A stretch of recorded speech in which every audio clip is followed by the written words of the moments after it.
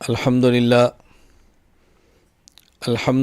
وحدہ لا شریک لہ والصلاة والسلام علی من لا نبی بعد وعلی آلہ واصحابہ الذین اوفوا عہدہ اما بعد فاعوذ باللہ من الشیطان الرجیم بسم اللہ الرحمن الرحیم ان الدین عند اللہ الاسلام اللہم صلی علی محمد وعلی آل محمد کما صلیت علی ابراہیم وعلی آل ابراہیم انک حمید مجید اللہم بارک علی محمد وعلی آل محمد کما بارکت علی ابراہیم وعلی آل ابراہیم انک حمید مجید۔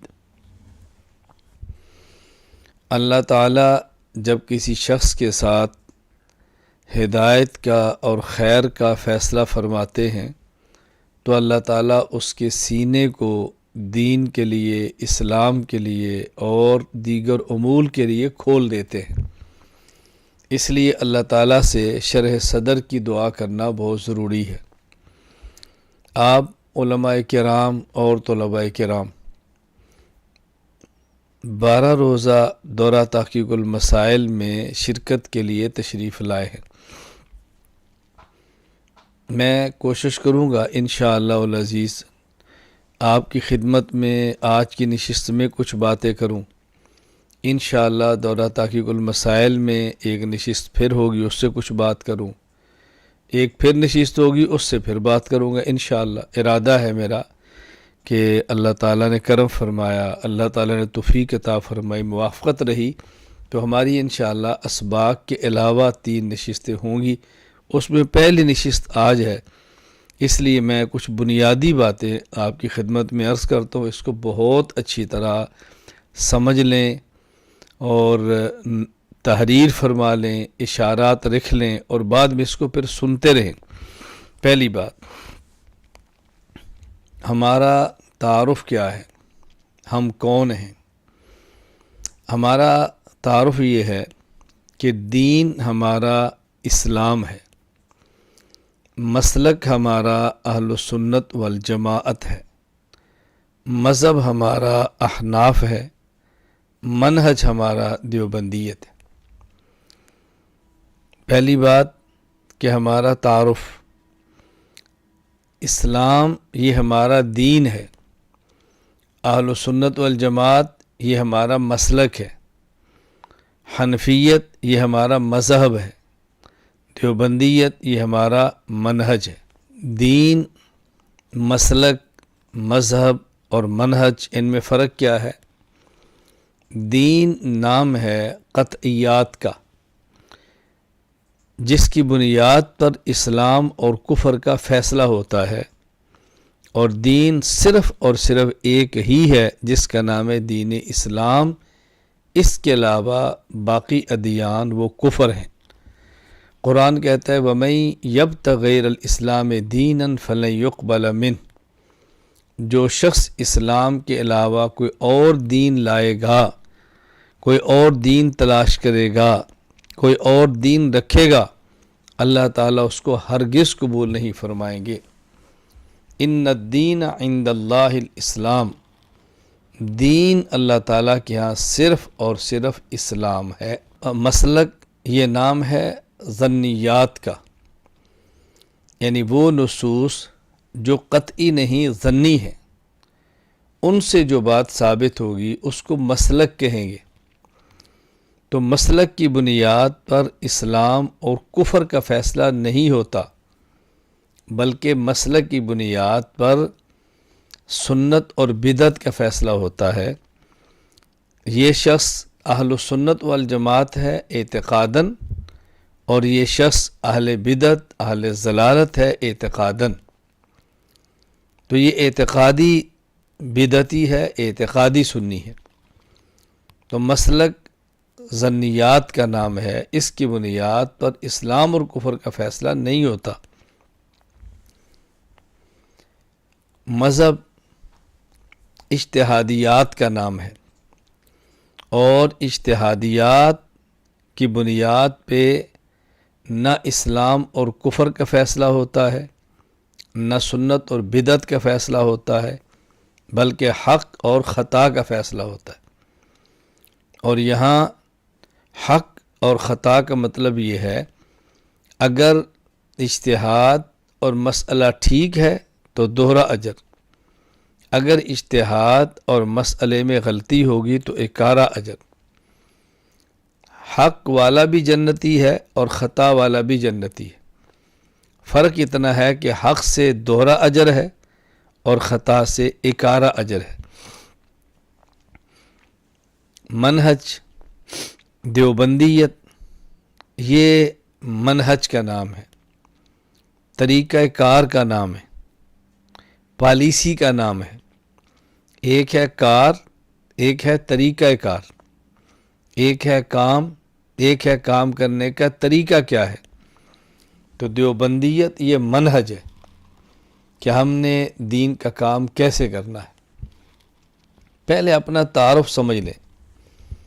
دیننا الاسلام، مسلکنا اہل السنت والجماعہ، مذہبنا الحنفیہ، منہجنا الدیوبندیہ۔ جب یہ باتیں آپ کو چار سمجھ آئیں گی تو الجھنیں ختم ہو جائیں گی، اشکالات ختم ہو جائیں گے، آپ کو قلبی اطمینان ہوگا اور کسی دوسرے شخص کو بات سمجھانی بہت آسان ہوگی۔ جب تک خود کو بات نہیں سمجھ آئے گی تو دوسرے کو کیسے سمجھائیں گے؟ جب اپنا دل مطمئن نہیں ہوگا تو دوسرے کو اطمینان کیسے کرائیں گے؟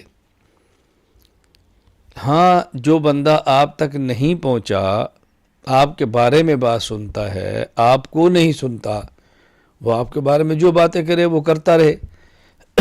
بہت سارے لوگ ہیں جو مجھ سے ملے نہیں ہیں، مجھے سنا نہیں ہے، مجھے پڑھا نہیں ہے، میرے بارے میں سنا ہے، میرے بارے میں پڑھا ہے، ادھر ادھر سے سنا ہے، تو ظاہر ان کی رائے اور ہوتی ہے۔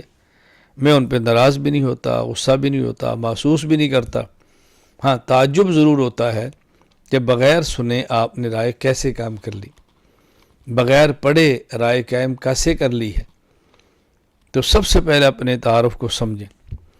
اب دیکھیں، جب یہ آپ کے سامنے باتیں آ گئی ہیں، دین ہمارا اسلام ہے، مسلک ہمارا اہل سنت والجماعت ہے، مذہب ہمارا احناف ہے، منہج ہمارا دیوبندیت۔ اب یہ باتیں سمجھنی کتنی آسان ہو جائے گی کہ ہمارے ہاں بسا اوقات دورے ہوتے ہیں اور وہاں مسائل مسلک کے پڑھائے جاتے ہیں، تو عنوان قائم کیا جاتا ہے دورہ ادیان، تقابل ادیان۔ تو ٹھیک نہیں ہے۔ جب آپ نے مسلک پڑھانا ہے تو پھر ادیان نہیں ہوگا نا، پھر مسلک ہوگا۔ اسی طرح مسالک کے اختلاف کو بس اوقات ادیان کے اختلاف کہہ دیا جاتا ہے، حالانکہ مسالک کے اختلاف الگ چیز ہے اور ادیان کے اختلاف الگ چیز ہے۔ ادیان کے اختلاف کی نوعیت اور ہے اور مسالک کے اختلاف کی نوعیت اور ہے۔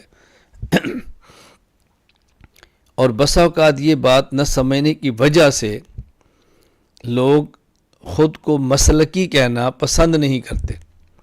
وہ سمجھتے ہیں کہ مسلک فرقہ واریت ہے، یہ شرارت ہے، یعنی میں مسلک کی نہیں ہوں، میں مسلک کی بات نہیں کرتا۔ بس اوقات یوں کہہ دیتے ہیں میں تو مسلک کی بات نہیں کرتا۔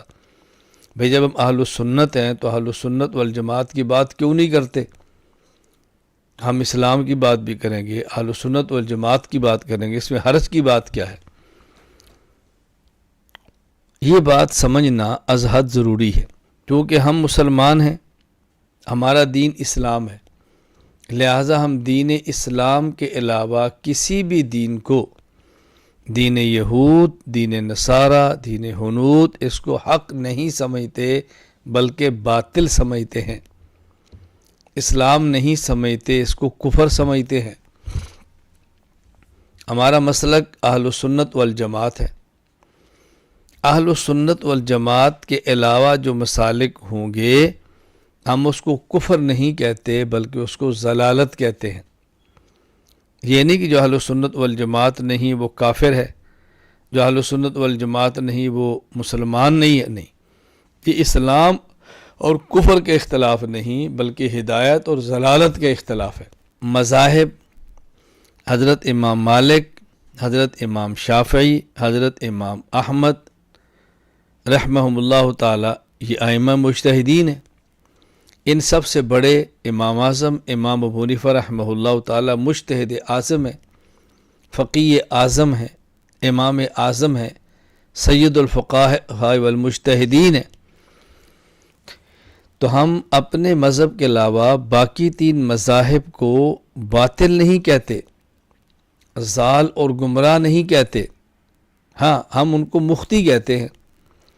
اور اجتہاد میں یہ اصول ذات میں رکھ لیں کہ ہم یہ بات کہتے ہیں مذہبنا صواب یحتمل الخطا، مذہب غیرنا خطا یحتمل الصواب، ہمارا مذہب برحق ہے لیکن خطا کا احتمال ہے، اور ہمارے مذہب کے علاوہ باقی مذاہب خطا ہیں لیکن حق ہونے کا احتمال ہے۔ یہ بات آپ دین کے بارے میں نہیں کہہ سکتے، یہ بات اپنے مسلک کے بارے میں نہیں کہہ سکتے، یہ بات صرف اور صرف اپنے مذہب کے بارے میں کہیں گے۔ چوتھی بات، منہج۔ دیوبندیت الگ دین نہیں، دیوبندیت الگ مسلک نہیں، دیوبندیت الگ مذہب نہیں، دیوبندیت طریقہ کار ہے۔ کہ دارالعلوم دیوبند جو بنایا گیا تھا تو یہ کس لیے بنایا گیا تھا، اور دارالعلوم دیوبند نے کس طرح کام کیا اور دنیا میں اسلام کو اصلی شکل میں پیش کیا، شریعت کو اصلی شکل میں پیش کیا، شریعت پر چلنے والوں کی وضع قطع کے اندر بھی تبدیلی نہیں ہونے دی۔ یہ منہج ہے۔ دیوبندیت کے منہج میں بنیادی چیزیں، نمبر 1 اخلاص، نمبر 2 دلیل، نمبر 3 اعتدال۔ اپنی بات کو بیان کریں گے، اس میں اخلاص بھی ہوگا، اس میں اعتدال بھی ہوگا، اور اس میں دلیل بھی ہوگی۔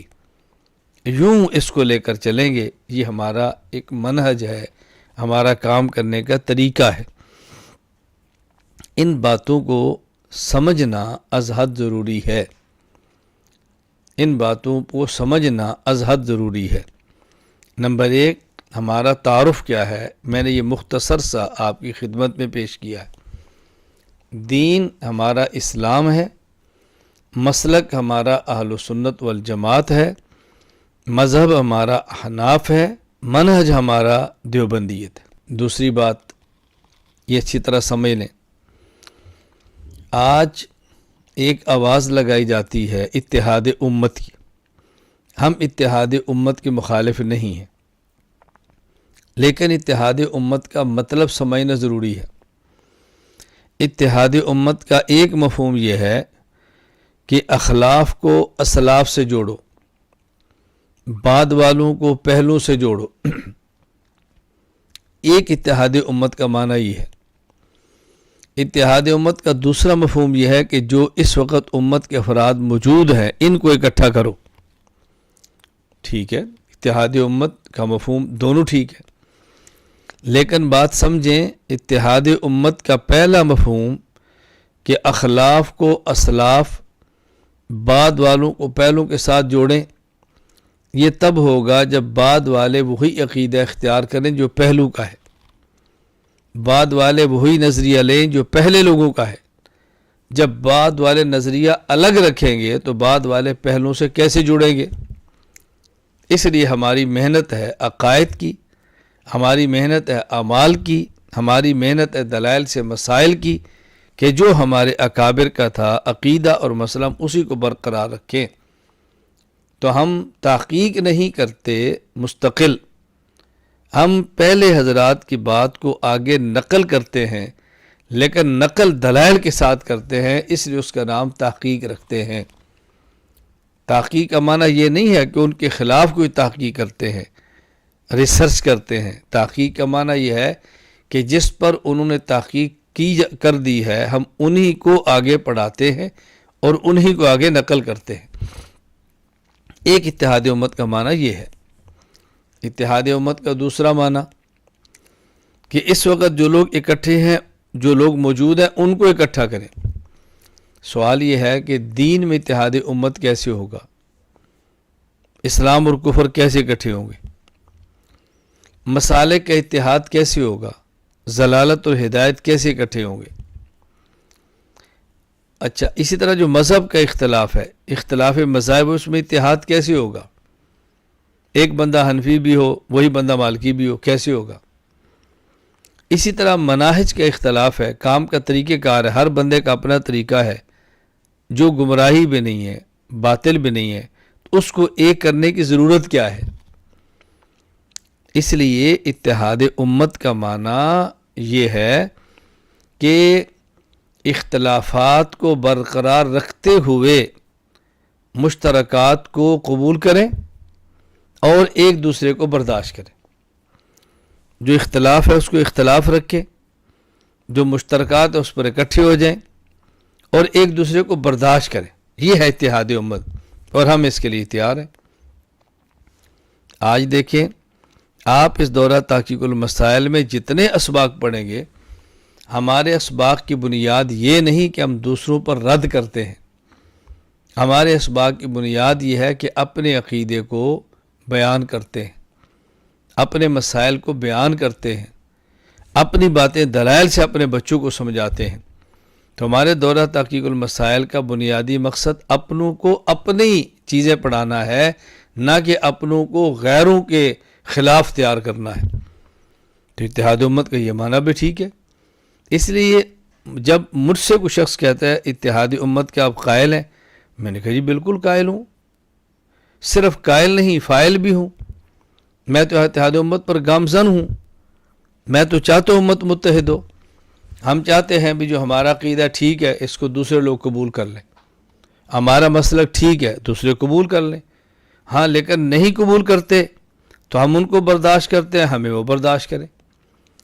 ابھی تک آپ نے جو میرا سبق مسلسل عبارات اکابر کے نام پہ سن رہے ہیں، تو آپ نے عبارات اکابر میں یہ تو دیکھا ہے کہ ہمارے اکابر پر جو اعتراضات ہیں میں ان کے جواب دے رہا ہوں، لیکن عبارات اکابر میں آپ نے یہ نہیں پڑھا کہ میں دوسروں کے بزرگوں کی عبارات پر اعتراض کر رہا ہوں۔ تو میں تو لڑائی کی بات نہیں کرتا، میں تو جھگڑے کی بات نہیں کر رہا۔ میں اس لیے اس موقع پر ایک جملہ کہا کرتا ہوں کہ اپنے اکابر کی پگڑیوں کا دفاع کرنا یہ غیرت ہے، اور دوسروں کے اکابر کی پگڑیاں اچھالنا یہ فرقہ واریت۔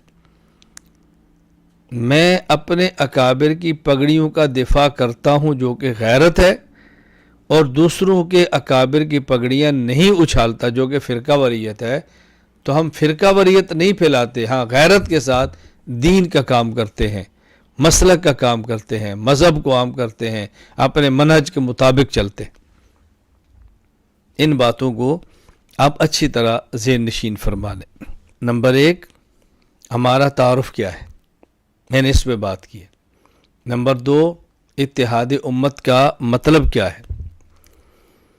نمبر 3، اسلام کا مفہوم کیا ہے، اسلام اور شریعت کو مزید آپ نے کیسے کھولنا ہے، یہ بات اچھی طرح سمجھ لیں۔ اب جب میں بات کرنے لگا ہوں، مزید وضاحت کرنے لگا ہوں، اب یہاں اسلام کا معنی صرف اصطلاحاً وہ دین نہیں ہے، مسلک اور مذہب کے مقابلے میں نہیں ہے۔ اب اسلام سے مراد ہے مکمل شریعت جو رسول اکرم صلی اللہ علیہ وسلم لے کر آئے۔ شریعت کا مفہوم، شریعت کی بنیاد 5 چیزیں ہیں۔ نمبر 1، اعتقادات۔ نمبر 2، عبادات۔ نمبر 3، اخلاقیات۔ نمبر 4، معاملات۔ نمبر 5، معاشرات۔ نمبر 1، اعتقادات یعنی عقائد۔ نمبر 2، عبادات یعنی اعمال۔ نمبر 3، اخلاقیات یعنی اخلاق۔ نمبر 5، معاملات، تجارت، ہبہ، اجرت۔ نمبر 5، معاشرات، رہنا اور سہنا، باہمی تعلقات، خامند بیوی، اولاد والدین، بھائی بھائی، بھائی بہن، رشتہ داریاں، پڑوسی، یہ معاشرات ہے۔ تو شریعت ان 5 چیزوں کا نام ہے، اس کو سمجھنا از حد ضروری ہے۔ ان میں سب سے اہم ترین چیز وہ عقائد ہے، ان میں سب سے اہم ترین چیز وہ عقائد ہے۔ عقائد میں سے اگر ایک عقیدہ بھی فاسد ہوا اور عقیدہ قطعی ہوا تو انسان کی نجات نہیں ہے۔ خدا نخواستہ اعمال سارے کے سارے فاسد ہوئے تو بھی نجات ہو جائے گی۔ تو عقیدہ دین کی بنیاد ہے، عقیدے کی حیثیت جڑ کی ہے، عقیدے کی حیثیت بنیاد کی ہے۔ یہ بات اچھی طرح ذہن نشین فرما لیں۔ ان العقائد کلھا اسس لاسلام الفتح، آدمی کے اسلام کی بنیاد یہ تمام عقائد ہیں۔ تو عقائد یہ بنیاد ہیں، عقائد کی حیثیت جڑ کی ہے۔ تو یہ شریعت 5 چیزوں کا نام ہے۔ نمبر 1 اعتقادات، نمبر 2 عبادات، نمبر 3 اخلاقیات، نمبر 4 معاملات، اور نمبر 5 معاشرات۔ ان میں سب سے اہم ترین اور بنیادی چیز وہ عقائد ہے۔ اعمال کی کوتاہی قابل برداشت ہے، عقائد کی کوتاہی یہ ناقابل برداشت ہے۔ سب سے زیادہ ضرورت اس بات کی ہے عقائد کو پڑھا جائے، عقائد کو یاد کیا جائے، عقائد کو سمجھا جائے، پھر آگے عقائد کو پڑھایا جائے، سمجھایا جائے، عقائد کو عام کیا جائے، لیکن اعتدال کے ساتھ، دلیل کے ساتھ اور اخلاص کے ساتھ۔ عقائد سب سے بنیادی چیز ہے۔ عقائد کے معاملے میں کوتاہیاں کیا ہوتی ہیں؟ بعض مقامات پہ، بعض افراد کے ہاں، بعض جگہوں پہ عقائد کے کام کو شرارت کہا جاتا ہے، عقائد کے کام کو شرارت کہا جاتا ہے، فرقہ واریت کہا جاتا ہے، چھیڑ چھاڑ کہا جاتا ہے، فتنہ پروری کہا جاتا ہے عقائد کے کام کو۔ اور بعض جگہوں پر عقائد کی محنت کو، عقائد کے بیان کو ٹھیک کہا جاتا ہے، لیکن عقائد بیان نہیں کیے جاتے، عقائد پر توجہ نہیں دی جاتی، عقائد پر محنت نہیں کی جاتی۔ اور بعض مقامات پر عقائد کی محنت کی جاتی ہے، لیکن وہ محنت عقائد کی نہیں ہوتی بلکہ عقیدہ کی ہوتی ہے۔ یعنی بعض حضرات محنت کریں گے ایک عقیدے پر، اس کا نام ہے توحید۔ بعض محنت کریں گے ایک عقیدہ پر، اس کا نام ہے ختم نبوت۔ بعض محنت کریں گے ایک عقیدہ پر، اس کا نام ہے مقام صحابہ، دفاع صحابہ۔ سب مبارک کام ہے، کرنے والے کام ہیں، میں کسی کی تردید نہیں کرتا، تائید کرتا ہوں، کرنے والے ہیں۔ تو ختم نبوت پہ کام کرتے ہوئے روافض کو برداشت کر لیا جاتا ہے، مدح صحابہ بیان کرتے ہوئے اہل بدعت کو برداشت کر لیا جاتا ہے۔ ہم کسی کی پالیسی کی انکار نہیں کرتے، کسی کے تردید نہیں کرتے، کسی کو برا نہیں کہتے۔ میں اپنی پالیسی بتا رہا ہوں کہ ہمارے یہاں کام کا منہج کیا ہے۔ تو کہیں عقائد کی بجائے عقیدہ بیان ہوتا ہے، ہم عقائد مکمل بیان کرتے ہیں، ایک عقیدے کی بات نہیں کرتے، تمام عقائد کی بات کرتے ہیں۔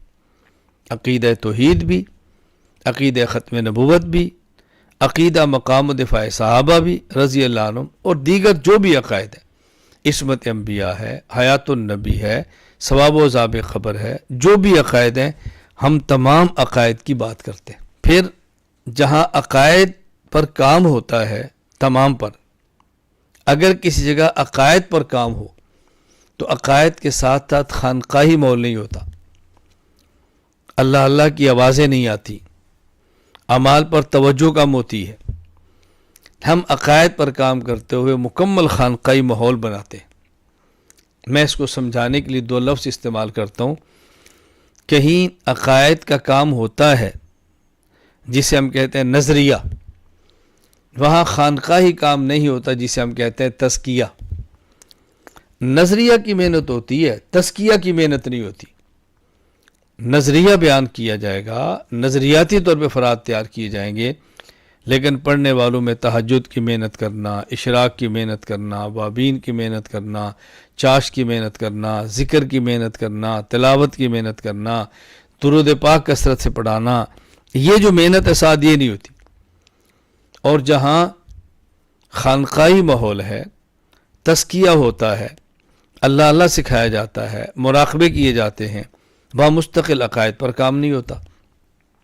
میں اس کو سمجھانے کے لیے کہتا ہوں، کہیں نظریہ سکھایا جاتا ہے، نظریہ پڑھایا جاتا ہے، نظریہ بیان کیا جاتا ہے، نظریے کو کھولا جاتا ہے، نظریاتی افراد تیار کیے جاتے ہیں، لیکن تزکیہ نہیں ہوتا، وہاں صوفی تیار نہیں ہوتے، خانقاہی ماحول نہیں بنتا، اللہ اللہ کی صدائیں بلند نہیں ہوتی۔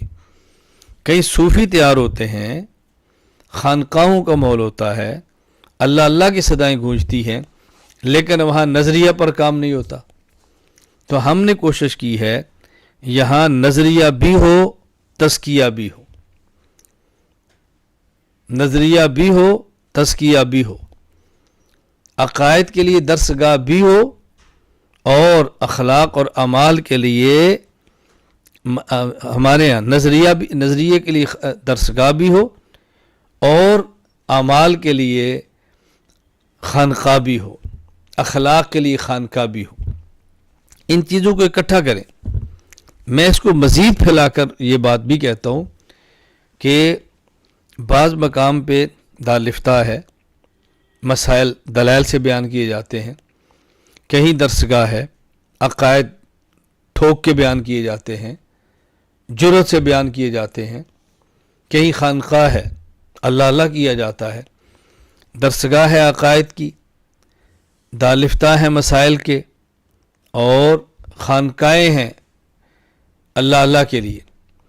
ہم نے کوشش کی ہے، آپ آنکھوں سے دیکھ رہے ہیں، کہ ایسا مرکز بنائیں جہاں عقائد کی درسگاہ بھی ہو، مسائل کے لیے دارالفتاء بھی ہو، اور اخلاق اور درست اعمال کرنے کے لیے خانقاہ بھی ہو۔ آپ کے سامنے موجود ہے، یہاں تخصص فی العقائد الاسلامیہ بھی ہے، تخصص فی الافتاء بھی ہے، اور اخلاق کے لیے خانقاہ بھی ہے۔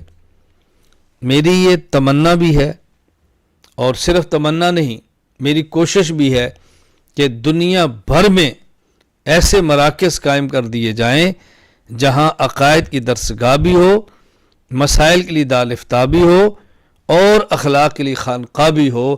یہ تینوں ایک جگہ پہ ہوں، ایسی جگہ بنا دی جائیں اور ایسے افراد تیار کیے جائیں۔ اس بنیاد پر ہم تخصص بھی کراتے ہیں، اس بنیاد پر ہم کتب بھی پڑھاتے ہیں، اس بنیاد پر خانقاہ میں بلا کے اللہ اللہ بھی کراتے ہیں۔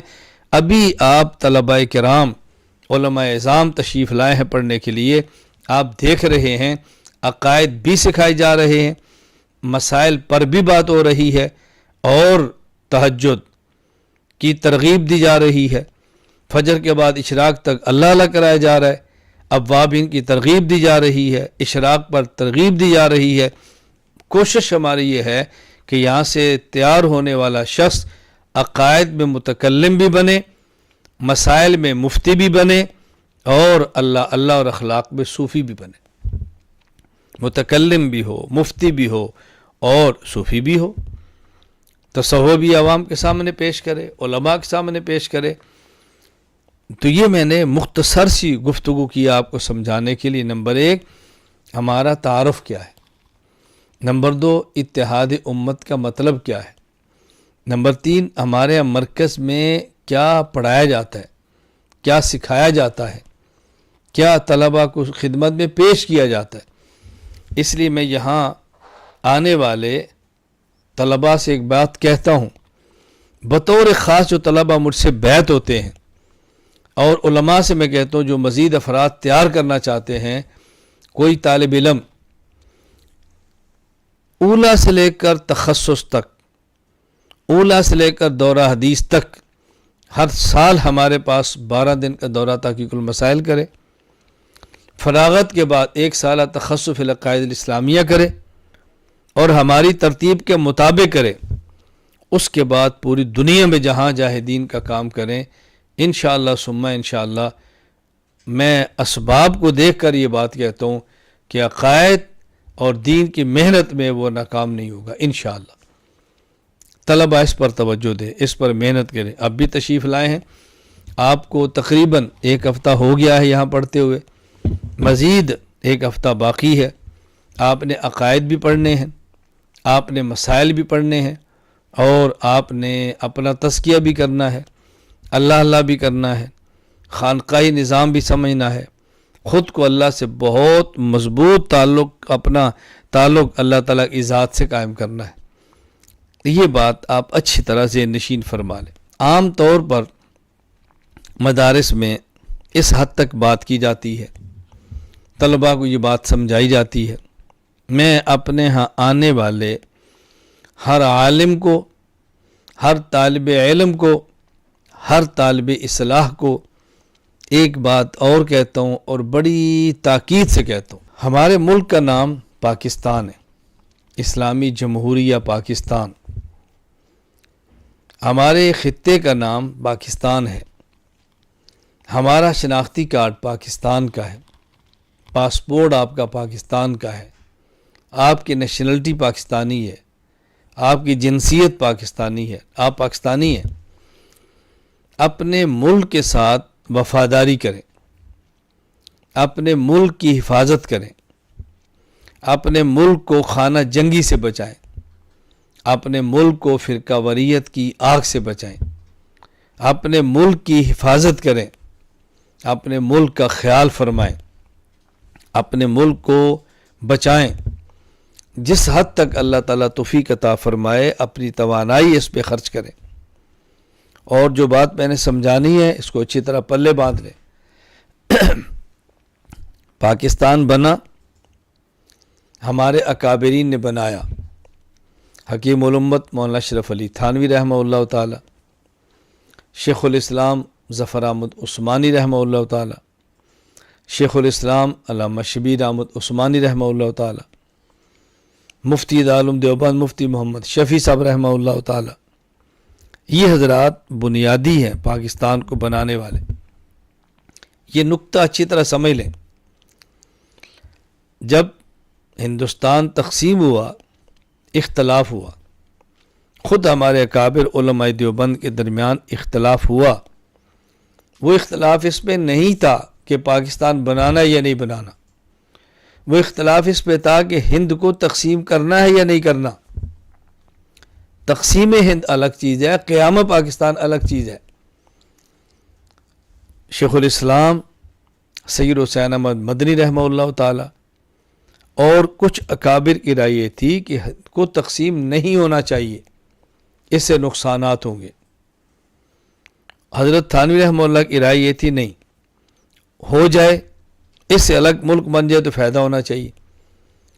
تو تقسیم ہند کا نتیجہ قیام پاکستان ہے۔ وہ اپنی اپنی رائے تھی، لیکن پاکستان کو بنایا ہمارے اکابر نے ہے۔ ایک ہے مغربی پاکستان، ایک ہے مشرقی پاکستان۔ مغربی پاکستان جہاں پہ ہم ہیں، مشرقی پاکستان بنگلہ دیش۔ مشرقی پاکستان میں بھی پرچم دیوبند کے شیخ التفسیر، دیوبند کے استاد الحدیث علامہ ظفر احمد عثمانی لہرا رہے۔ مغربی پاکستان میں بھی دیوبند کے شیخ التفسیر، دیوبند کے استاد الحدیث علامہ شبیر احمد عثمانی لہرا رہے، اور صرف لہرا نہیں رہے، بانی پاکستان قائد اعظم محمد علی جناح رحمہ اللہ تعالی ان سے پاکستان کا پرچم لہروا رہے ہیں کہ آپ یہ لہرائیں، آپ یہ لہرائیں۔ تو پاکستان ہمارے اکابر نے بنایا ہے، پاکستان ہمارے اکابر کا ہے، پاکستان ہمارا ہے، ملک ہمارا ہے۔ کسی ایسی تحریک کا حصہ کبھی نہ بنے جو اس ملک کو توڑنے کا سبب بنے، اس ملک کو ٹکڑے کرنے کا سبب بنے، اس ملک کو نقصان دینے کا سبب بنے۔ جو علماء جس میدان میں ہیں ان علماء کی اپنی محنت ہے، سیاست میں علماء ہیں ان کی محنت کا میدان ہے، کوئی جہاد میں علماء ہے ان کی محنت کا میدان ہے، کوئی تبلیغ میں ہے ان کی محنت کا میدان ہے۔ ہم نے مرکز اہل السنت والجماعت میں جو کام شروع کیا ہے یہ غیر سیاسی اور غیر عسکری خالصتاً علمی کام ہے، اور یہاں بنیادی طور پر 3 کام ہیں۔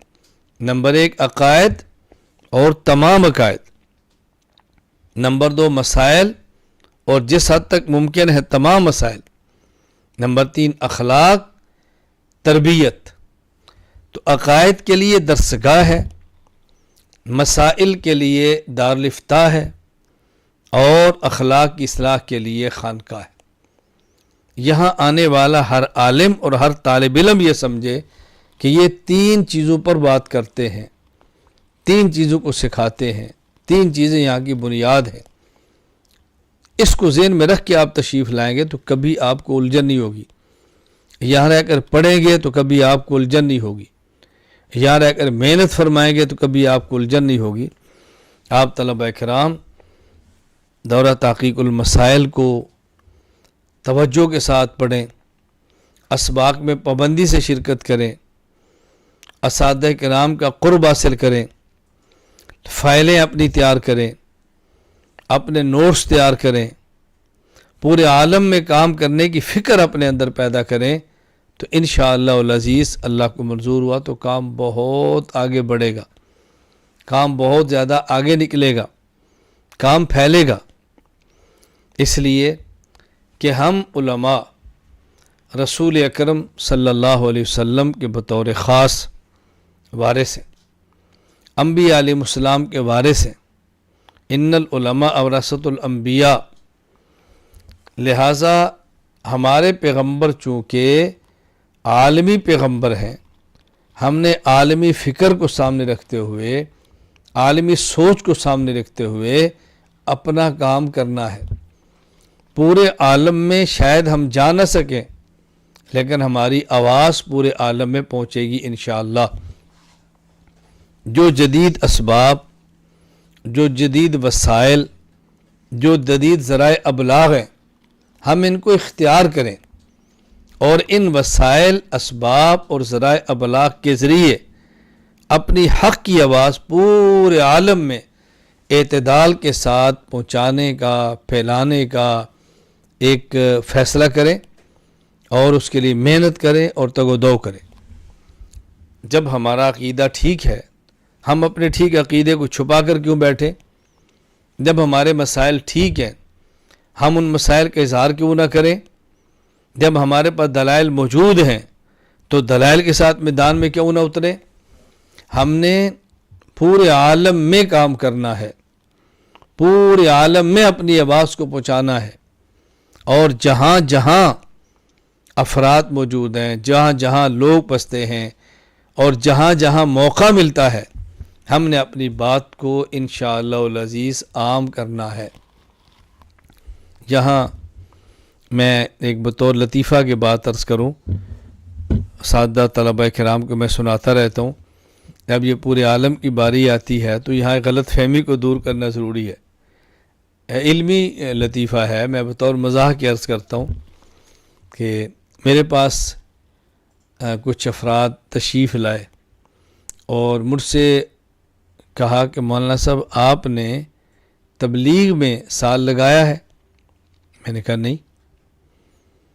تو انہوں نے کہا جی آپ لگائیں گے یا آپ لگا لیں؟ میں نے کہا نہیں، میں نے لگانا بھی نہیں ہے۔ کہا جی آپ نے سال لگایا بھی نہیں اور آپ نے لگانا بھی نہیں؟ میں نے کہا جی نہیں۔ تو کہا آپ تبلیغ کے مخالف ہیں؟ میں نے کہا نہیں، مخالف بھی نہیں ہوں۔ علماء کے سال لگانے کے مخالف ہیں؟ میں نے کہا اس کا مخالف بھی نہیں ہوں۔ تو جب آپ علماء کے سال لگانے کے حق میں ہیں اور علماء کے سال لگانے کے قائل ہیں تو آپ سال کیوں نہیں لگاتے؟ میں نے کہا تو آپ بتائیں کیوں لگانا چاہیے؟ کہا جی دیکھیں آپ عالمی نبی کے وارث ہیں، لہٰذا آپ نے پورے عالم میں جانا ہے۔ میں نے کہا بھی آپ مجھے دلیل سے قائل کریں نا، میں تو دلیل والا آدمی ہوں، مجھے دلیل دیں کہ مجھے کیوں سال لگانا چاہیے۔ کہا جی آپ عالمی نبی کے وارث ہیں، لہٰذا آپ کو پورے عالم میں جانا چاہیے۔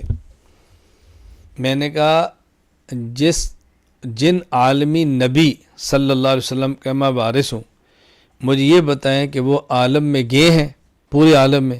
کہا جی نہیں۔ تو میں نے کہا وارث وہی کام کرے گا جو مورث نے کیا ہو۔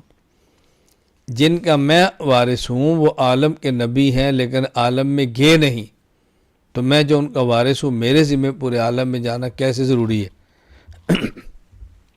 تو وہ مجھے کہنے لگے کہ آپ صلی اللہ علیہ وسلم خود نہیں گئے لیکن آپ کے شاگرد صحابہ کرام تو پورے عالم میں گئے ہیں۔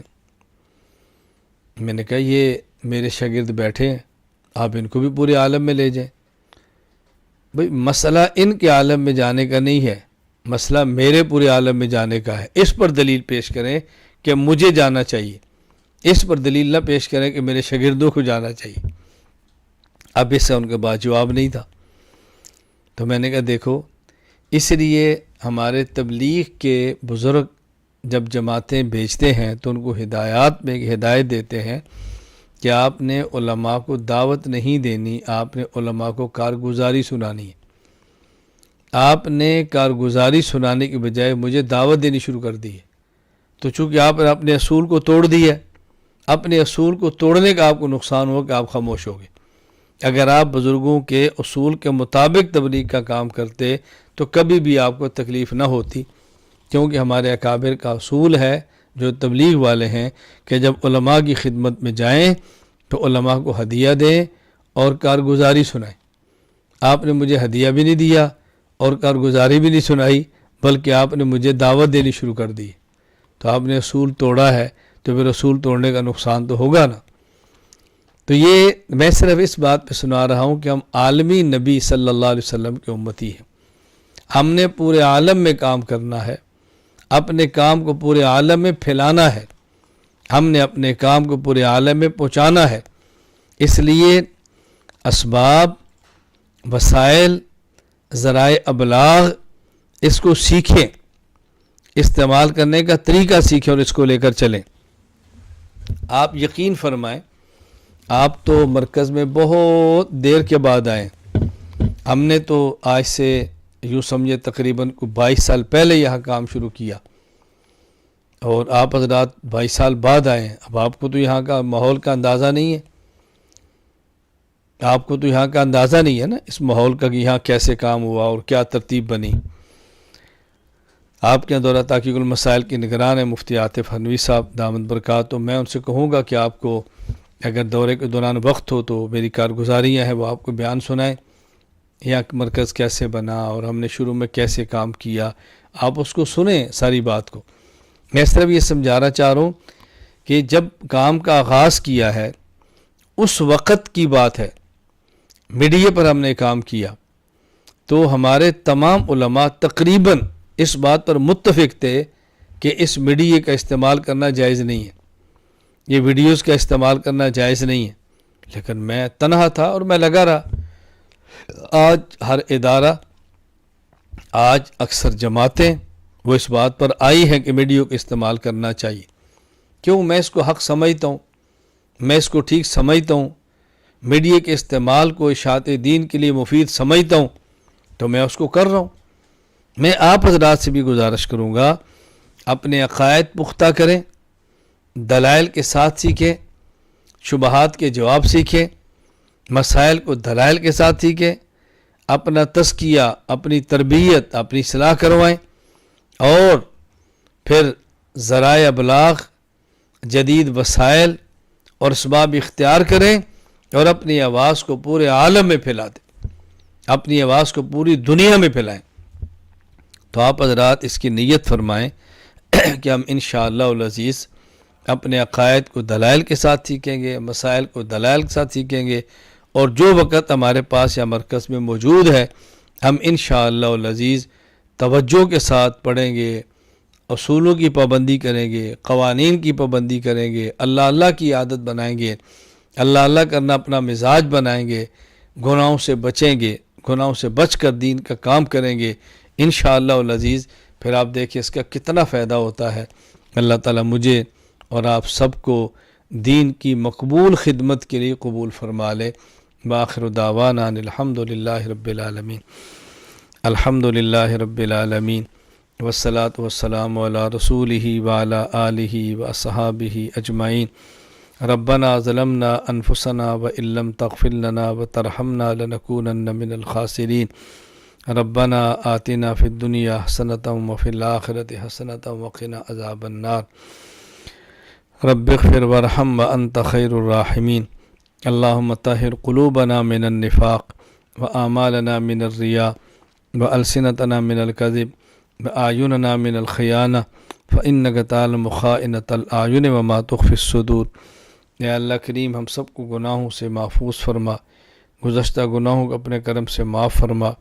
اے اللہ دین کی مقبول خدمت کے لیے قبول فرما۔ اللہم انا نسألک رضاک والجنہ ونعوذ بک من سخطک والنار۔ اللہم طہر قلوبنا من النفاق واعمالنا من الریا والسنتنا من الکذب واعیننا من الخیانہ فانک تعلم خائنۃ الاعین وما تخفی الصدور۔ اے اللہ کریم اپنے فضل سے، اپنے کرم سے ہمیں وہ نیک اعمال کرنے کی توفیق عطا فرما جو دین کی خدمت کا ذریعہ بنے۔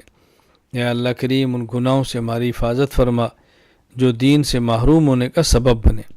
اے اللہ کریم جو حضرات تشریف لائے ہیں ان تمام کا آنا قبول فرما، ان کو دیر اور دور کے لیے قبول فرما، اپنے دین کی فہم اور سمجھ عطا فرما۔